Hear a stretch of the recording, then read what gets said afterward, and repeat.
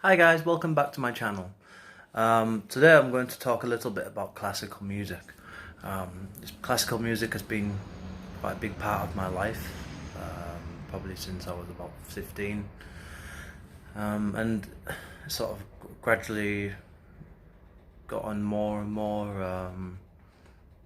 My enthusiasm for classical music has got more and more in depth as time's gone on. So really, some of the very first pieces of classical music that I listened to, I think, were from the choir of King's College, Cambridge. I actually had I mean, you could, I don't know, is Enya, to some degree, is Enya classed as classical music, perhaps? I mean, that could be one of the very first things that sort of got me into classical music. I mean, sort of new age slash classical age, classical electronics type of music, I guess. Could have been one of the very first things, but sort of purely classical music, as it were. Really, the choir of King's College, Cambridge, which is one of the most sought after choirs in the world. Well, certainly in Europe and in America. The piece that I had was actually on a cassette player, believe it or not. I know who has them these days. But yeah, it was on it. It was had a Walkman, and yeah, it was a piece by Allegri, the Miserere. I don't know the full name, but it was Miserere or something, whatever it was. And yeah, that was one of the very first things that I was interested in, and that's, I think it's a C. It's a piece that's divided into, I don't know if it's two choirs. There's the main choir, and then there's like a sort of a sort of smaller group of singers. I believe it's one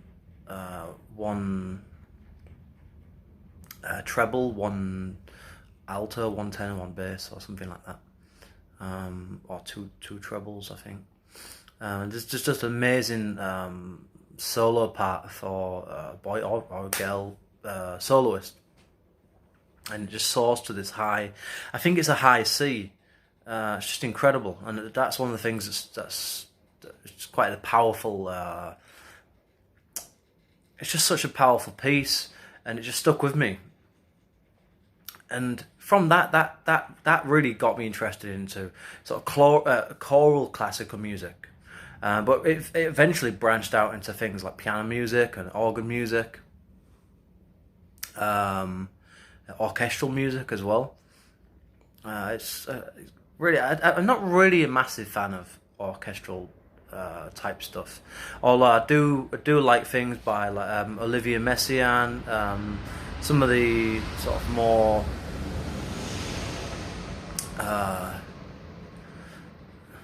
not avant-garde stuff, but strange harmonies, sort of use of sort of non-traditional use of instruments, or certainly music that follows scales that are not normally used. And I really like close harmony type singing, and dissonant type music. So I think composers like Ligeti, however you pronounce his name, Messiaen, Taverner, John Taverner, mostly choral music really. And one of my favourites, and I've actually had the pleasure of meeting him, is Eric Whittaker, who I was lucky to meet in Melbourne 5 years ago. I think it was 5 years ago. So yeah, really, choral music was one of the sort of founding, one of the major pillars that got me into classical music, or as we got classical music. So really, it was from then. I think sort of about 2005, I believe, that I started to buy stuff myself on CD. which is also out of date now, more or less out of date format. So I started listening to music on cassette player, a cassette player back in the 90s, and sort of eventually went into CD, of course, and DVD, and now obviously MP3. God knows what else is to come in the future. But yeah, so that's how far I go back with music and stuff. It's quite a long time ago. So piano music was really something that came next, I believe. My interest in piano music started actually from primary school, through listening to Mrs. I think her name was, if I'm remembering correctly, it was a long time ago, Mrs. Mayfield, I believe, or Mrs. May, something like that. I think it's Mrs. Mayfield. She was the music instructor, music teacher, and she used to play like hymns and things like this on the piano. And I sang in the choir at school, so that's perhaps one of the reasons I got into choral music as well. But yeah, my interest in piano started from the mid 90s. But I didn't buy it. Obviously, I didn't buy anything, any music until I was a teen. Early teens, I believe. But even when I was 12 or 13, I wasn't buying. I don't believe I was buying classical music. I was buying things like Eminem albums, Limp Bizkit, garage singles and things like this, and just sort of things of the sort of pop music, and just sort of things like this, things that you sort of cringe at now. I cringe at now as an adult, but at that time you're into what you're into, I guess. And I mean, some of that stuff is actually still pretty good today, if I don't mind saying so. So yeah, so that's eventually sort of pitted out, and so I just got involved, more interested in the classical side of music. So it's strange, really, because it was more or less overnight. It was 2005, 2006. I just started to listen to classical music. I was quite interested in church music. Perhaps that's because I was brought up as a Christian. I attended the Church of England primary school. So growing up listening to Anglican music and hymns, and being in a choir and all that sort of stuff, and Christmas and all that sort of traditional side of stuff. I guess it's quite overwhelming for a child, and it's something that sticks with you. It never really goes away. So my interest in piano music really started with the sort of more well-known pieces by Beethoven, Chopin, Schubert, Bach. I think if there was really anybody else. Certainly, mostly really Beethoven, Bach, and Chopin. The piano sonatas and the etudes by Chopin, and Polonaise or something like that, however it's pronounced. Things like that. I got a CD from HMV, I think it was in 2006, of Chopin's piano music. And that was really quite a powerful influence. And then as time went on, I started to buy more and more CDs, and I've still got them. All these years on, I've still got them in my parents' house. There's a ton of boxes piled up, just full of CDs. And I mean, obviously, they wasn't all collected in one year. It was collected over a period of a couple of years.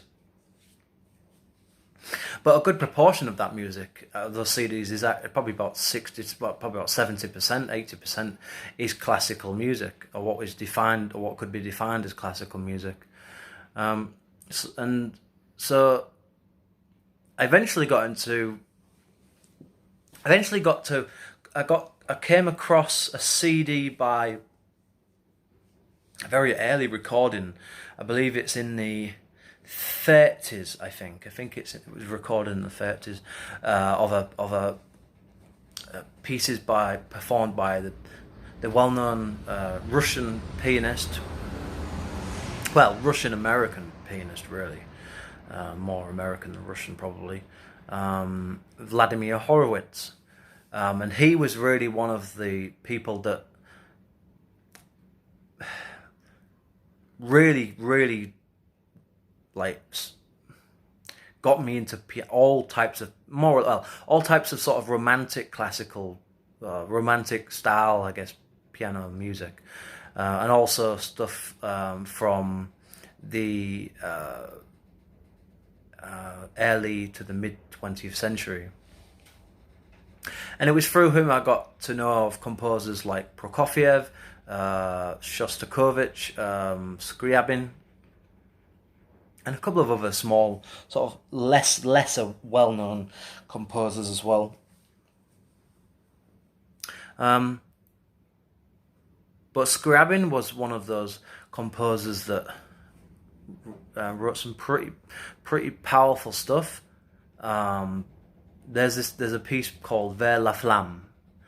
Vers la Flamme means something along the lines of like towards a flame, or towards the flame, towards fire, something like that. That was just quite an interesting piece to come across, because it's as there's a famous video on YouTube of Horowitz talking about it, so I'm trying not to repeat what he says, but it's more of a percussion style piece really, and that's kind of where I opened my eyes to the world of sort of percussive percussion style type playing of the piano. And in reality, the piano is more of a percussion instrument than a sort of singing instrument really, because it uses hammers, whereas the hammers hit the string, and it's only really with the use of holding down the fingers on the piano or using the sustain pedal that you can really make a singing style of playing. Of course, there's obviously harmony involved, and it's all about understanding how different harmonies work, different keys work with different keys, and obviously having the talent and creativity to actually create music that's we want to listen to. But ultimately, the piano is kind of like a drum really, and so that's what that piece Vers la Flamme is I guess it's revolutionary in a way. I think it was written in 1912, I believe. It's I guess you could describe it as a piece that's supposed to resemble I don't know about the end of maybe the end of the world, but certainly some sort of Armageddon style event. And it was just such an incredible piece to hear, and that's where I sort of fell in love with Vladimir Horowitz, his playing, and then listening to his performances from different decades, and also one of the things that really got me interested in him specifically more than anybody else, partly because that's one of the first piano, one of the most interesting and earliest piano recording CDs that I bought, is because my interest in him was because of really when I read his life, not really read, but read and learnt about through videos and stuff of different parts of his life.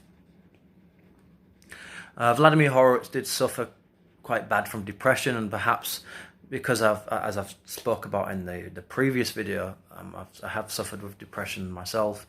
So and being a little bit creative and in being interested in the piano and playing the piano a little bit myself, maybe there's something I could relate to there or something. And being a young man, I was looking for something to sort of something familiar in some strange kind of bizarre way. So that's the piano music, and over the years I've got more and more into different things, and I'll just mention one more piece. Is Prokofiev's Piano Sonata number 7, I believe it is. Specifically the last movement, which is the Precipitato, or I think it's Precipitato, something like that. I believe it just means to play a steady but fast pace, I think, something like this. There's something about that piece that stands out for me. It's the motive, and it's the sort of crushing repetitiveness of the left hand that repeats the same notes over and over and over again, with a series of notes, a cycle, while the right hand is doing different things, and it sort of kind of in a way sort of uses rock elements, but it's the rhythm that's the genius element of that the final of that sonata that's quite appealing to me, and it was nicknamed the War Sonata. There was a series of sonatas that Prokofiev wrote around. I think it was certainly during the Second World War. I'm not sure on the years. I think it was 1942, 1940, 42, 43 or something. I could be way off there. I apologise if I am. But it was certainly during the Second World War, and given what was happening, it's actually called the Stalingrad Sonata. Given what was happening in Russia at that time, it was with censorship of music and stuff like this, with Stalin's oppressive regime. It's no wonder that such music came out.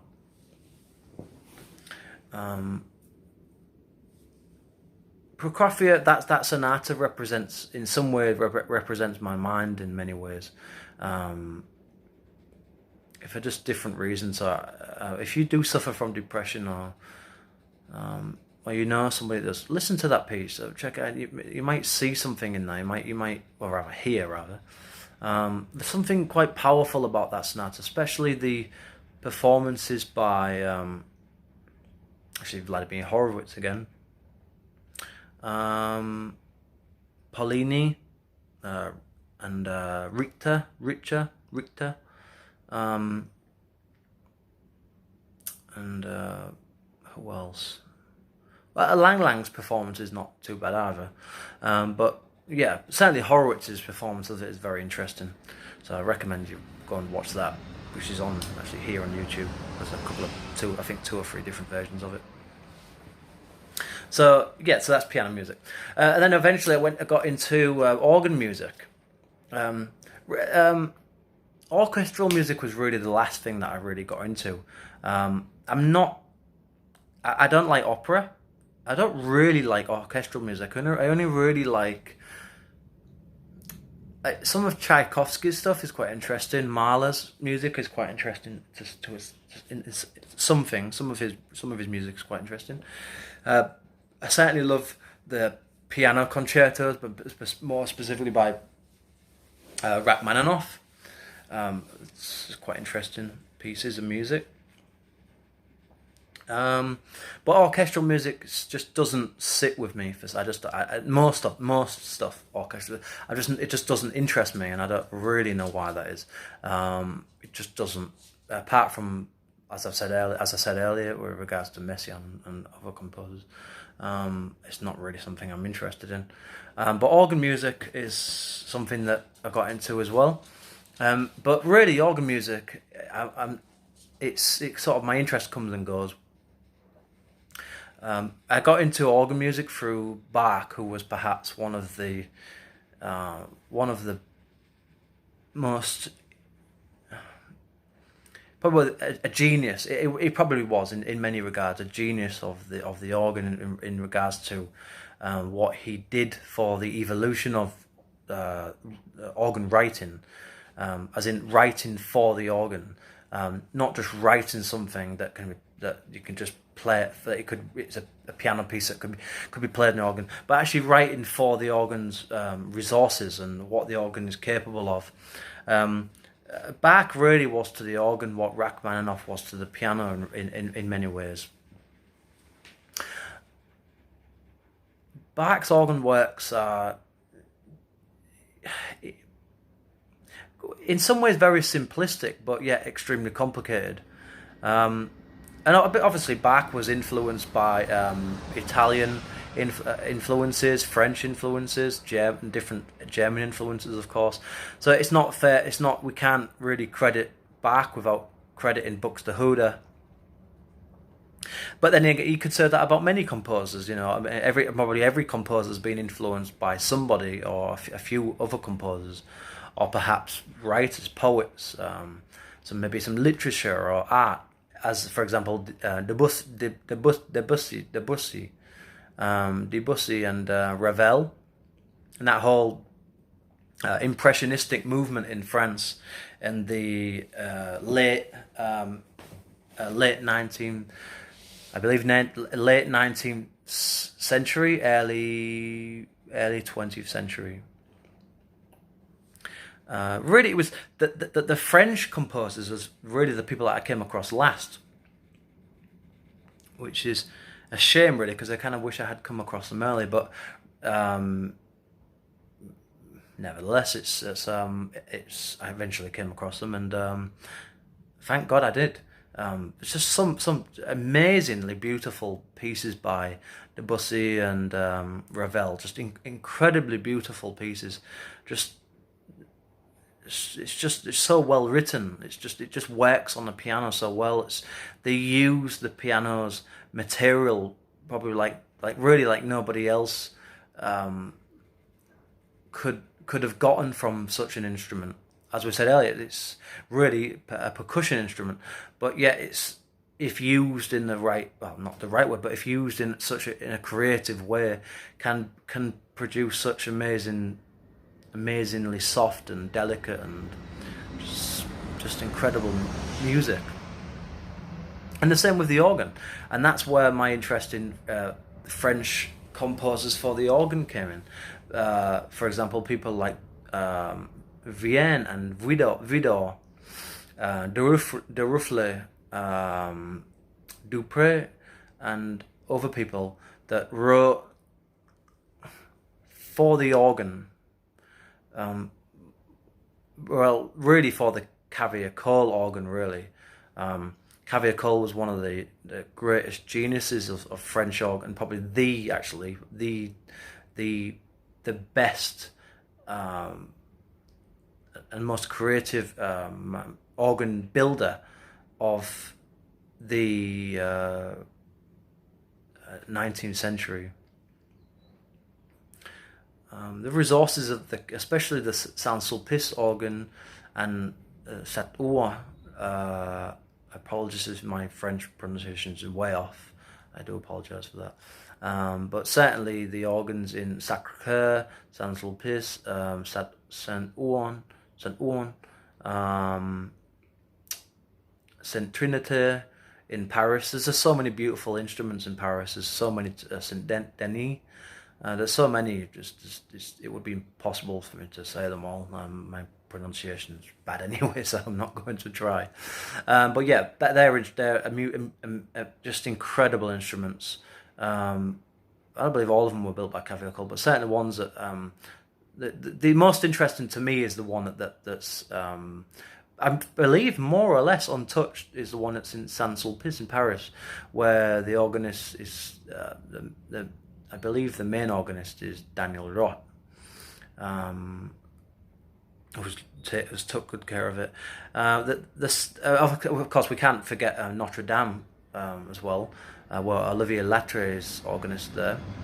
It's just awful what's happened there recently with the huge fire that's damaged just unbelievable historic relics and important documents and just parts of history, really.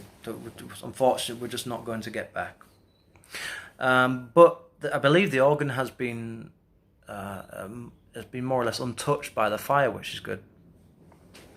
That organ there was, I believe, originally was the organ in Saint-Sulpice was built partially by Clicquot and then built upon by Cavaillé-Coll. The instrument in Notre Dame has had successive rebuilds, and I believe a good proportion of it is no longer caveat call, although I believe some of the most important elements, probably some of the most important reed elements of the organ are still there today. But organ music for me is, again, Messiaen was probably one of the greatest writers of the instrument of the 20th century.